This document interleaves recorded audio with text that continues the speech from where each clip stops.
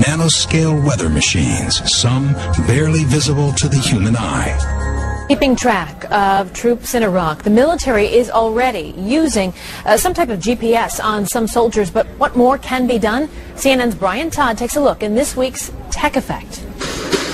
A relentless search for 2 missing American soldiers in Iraq. Could tracking devices placed on their bodies have helped to find them faster? That kind of technology does exist.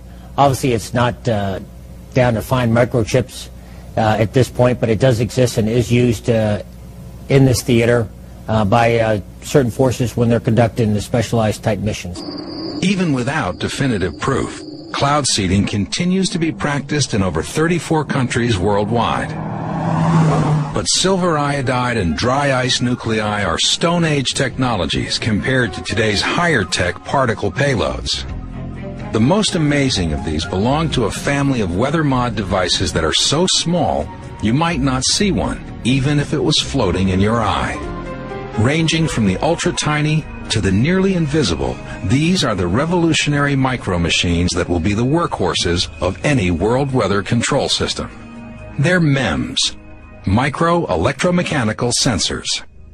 There are approximately 2,000 weather balloons launched globally, worldwide, every day.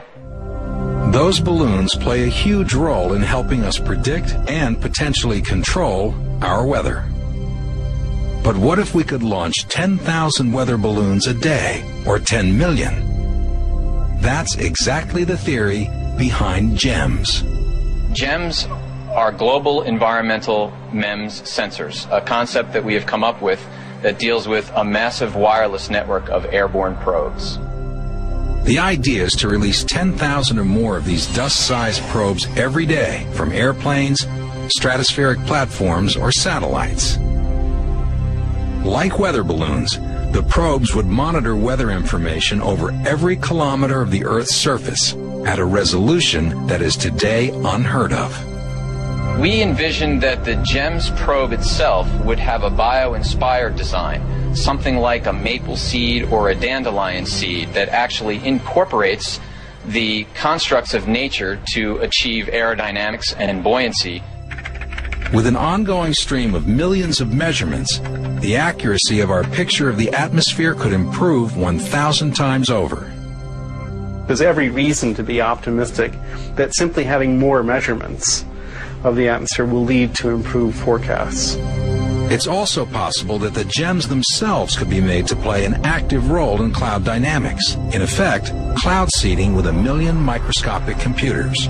We could potentially use these very small devices either as cloud condensation nuclei to seed clouds the way that current weather modification is done, or potentially something even more futuristic would be to actually have the devices be active, where they could introduce some perturbation into parts of the atmosphere to actually modify the weather.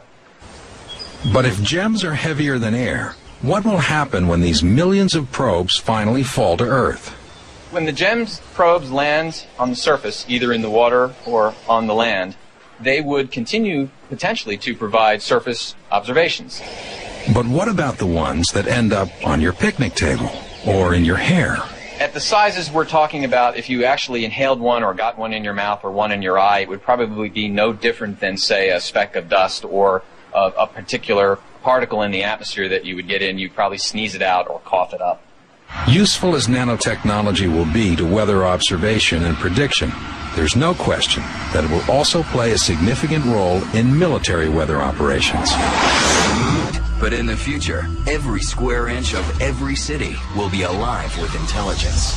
Because every street and every building will have a network of microcomputers built right into them. Dr. Chris Piester calls it smart dust. A smart dust particle or mote is a wireless sensor with sensing, computation, communication, and power in one package. These all-in-one microcomputers will be small, very small.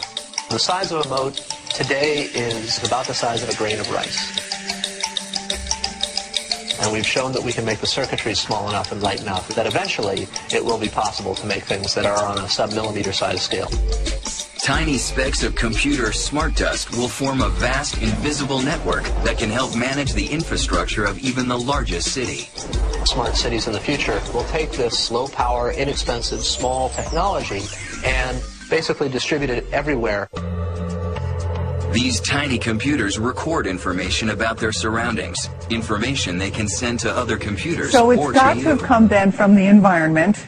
Now, we know of one case for sure where the chemtrail fibers were found and you could maybe put it together. I knew there was a connection. I knew there was a connection. And also Lily. And Lily, okay. But there are chemtrails everywhere all the time. Correct, and they could have other chemicals in it. But one key that what I'm calling the smart dust, where smart dust is a very, very small particle at nano size that has a specific function. This looks like, if you look at certain times of the day and you see dust, but it's not dust, it's like an iridescent glitter. Very specifically different than regular household dust. Yeah. And this would be in areas where we have seen that. You know, Doctor, I got one of those 10 million watt spotlights. You go out at night and point it up to the sky, and you can't believe what's floating in the air. I mean, it's really disgusting. Right, and if you're seeing this iridescence, which looks like just like glitter, that is engineered dust or smart dust type material versus regular household dust, or that does not reflect back. So here comes the conspiracy theory. If Morgellons or Morgellons is related to chemtrails and it's coming out of the spray from airplanes, is there some grand plan to get this stuff into human beings? Well, I don't know if it was a plan or anything, but I will say that all of us have been exposed, all animals, all life forms on this planet. It's just a matter of what our genetic makeup is, what we have been chemically poisoned with as an industry, meaning working in industry versus living in certain polluted areas, that is allowing this to manifest more rapidly in individuals than ourselves.